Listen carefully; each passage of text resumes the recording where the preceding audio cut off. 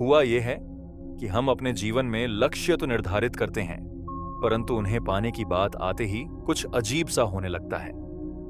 किसी भी चीज की शुरुआत में हमारे भीतर बहुत उत्साह रहता है। हम पूरे जोश के साथ आगे बढ़ते हैं, पर धीरे धीरे वही उत्साह कम होने लगता है। नकारात्मक विचार हमें चारों ओर से घेरने लगते हैं। मन में संदेह पैदा होता है, डर बैठने लगता है और हम रुक जाते हैं। ऐसा आखिर क्यों होता है? अगर आपके भीतर भी कभी यह प्रश्न उठा है, तो गौतम बुद्ध के जीवन की यह घटना आपके लिए है। मैं आपको विश्वास दिलाना चाहता हूं कि यदि आपने इस कहानी को अंत तक धैर्यपूर्वक समझ लिया, तो आप अपने किसी भी लक्ष्य को पाने के योग्य स्वयं को पाएंगे। यह घटना बहुत गहरी समझ देने वाली है, लेकिन उस समझ तक पहुंचने के लिए धैर्य और एकाग्रता आवश्यक है। गौतम बुद्ध बनने से पहले सिद्धार्थ के नाम से जाने जाते थे। उनके जीवन में किसी भी प्रकार का शारीरिक दुख नहीं था। वे एक राजा के पुत्र थे, इसीलिए उनके जीवन में धन, वैभव और सुख सुविधाओं की कोई कमी नहीं थी। लेकिन जहां शारीरिक दुख नहीं था, वहीं मानसिक पीड़ा अत्यधिक थी। यह एक बहुत महत्वपूर्ण सत्य है कि सुख सुविधाएं शारीरिक कष्ट को तो कम कर सकती हैं, लेकिन मानसिक दुख को नहीं। अत्यधिक मानसिक पीड़ा के कारण सिद्धार्थ एक निर्णय लेते हैं, घर और परिवार का त्याग करने का निर्णय। अब संभव है कि आपके मन में यह प्रश्न उठे कि आखिर उन्हें यह विचार कैसे आया कि घर त्यागने से मानसिक दुख समाप्त हो जाएगा। इसका उत्तर यह है कि सिद्धार्थ ने अपने जीवन में कई सन्यासियों को देखा था। वे उनसे गहराई से प्रभावित हुए थे। जब वे पहली बार एक सन्यासी से मिले, तो उनके मन में एक गहरा विचार जन्मा। मैं राजा का पुत्र होकर भी भीतर से दुखी हूं, और यह सन्यासी एक भिखारी होकर भी भीतर से प्रसन्न है। यहीं से उनके भीतर यह भावना उत्पन्न हुई कि उन्हें भी त्याग का मार्ग अपनाना चाहिए। परंतु त्याग करना कोई आसान कार्य नहीं होता। किसी भी छोटी सी चीज को जिससे हम जुड़ चुके हों, छोड़ना बहुत कठिन होता है, जब तक कि हमें उससे बड़ी कोई चीज न मिल जाए। लेकिन सिद्धार्थ के साथ ऐसा नहीं था। उन्हें कोई बड़ी चीज मिली नहीं थी, फिर भी उन्होंने सब कुछ छोड़ दिया। वे ऐसा इसलिए कर पाए क्योंकि उनके भीतर यह विश्वास था कि जो दुख उनके भीतर चल रहा है, उसका अंत अवश्य होगा। किसी भी कार्य की शुरुआत विश्वास से ही होती है। आप जब भी कोई लक्ष्य निर्धारित करते हैं, तो आपके भीतर भी यह विश्वास होता है कि आप उसे पा सकते हैं। विश्वास कम या अधिक हो सकता है, लेकिन होता जरूर है। जब सिद्धार्थ अपने घर को त्यागते हैं, तो पहली समस्या उनके सामने आती है। उन्हें नंगे पांव घर से बाहर निकलना होता है। उन्हें कभी जमीन पर नंगे पांव चलने की आदत नहीं थी, लेकिन वे ऐसा इसलिए करते हैं ताकि उनके पैरों की आहट सुनकर कोई जाग न जाए। यह मत समझिए कि उस समय वे उत्साह से भरे हुए थे। सच तो यह है कि यात्रा की शुरुआत में उनके भीतर कोई उत्साह नहीं था, जबकि उनकी मंजिल बहुत दूर थी। यहां हमें एक बहुत बड़ा सूत्र मिलता है। किसी भी बड़े लक्ष्य को पाने के लिए केवल उत्साह पर्याप्त नहीं होता। यदि केवल उत्साह ही जरूरी होता, तो सिद्धार्थ कभी बुद्ध नहीं बन पाते। कहानी आगे बढ़ती है।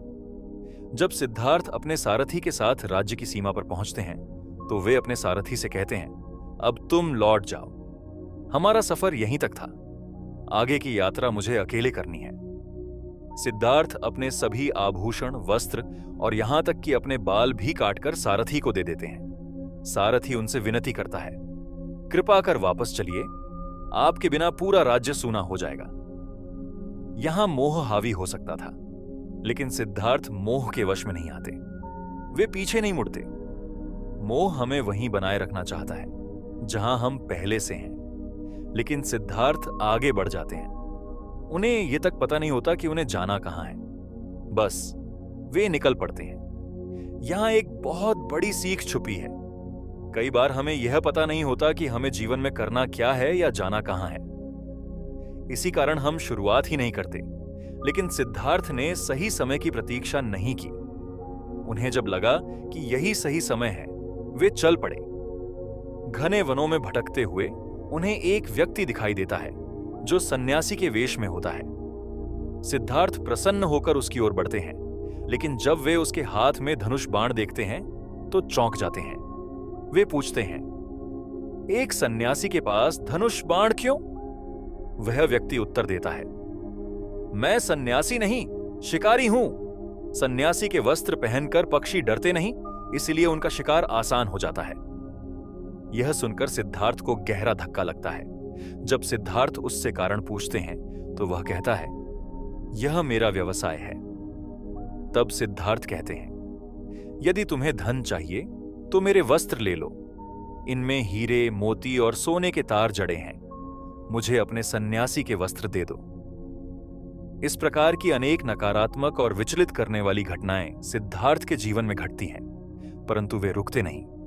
वर्षों तक वे सत्य की खोज में भटकते रहते हैं। सर्दी, गर्मी, बरसात, हर मौसम आता है, लेकिन कोई भी परिस्थिति उन्हें उनके लक्ष्य से विचलित नहीं कर पाती। अब बहुत से लोग सोचते हैं कि सिद्धार्थ अलग थे, उनके भीतर कुछ विशेष था, लेकिन बुद्ध बनने के बाद उन्होंने स्वयं कहा, मनुष्य में कोई भेद नहीं है। हर मनुष्य के भीतर बुद्ध बनने की उतनी ही क्षमता है जितनी मेरे भीतर थी। अब प्रश्न उठता है, वह कौन सी चीज है जिसे कोई नकारात्मकता, कोई कठिन परिस्थिति नहीं तोड़ पाती?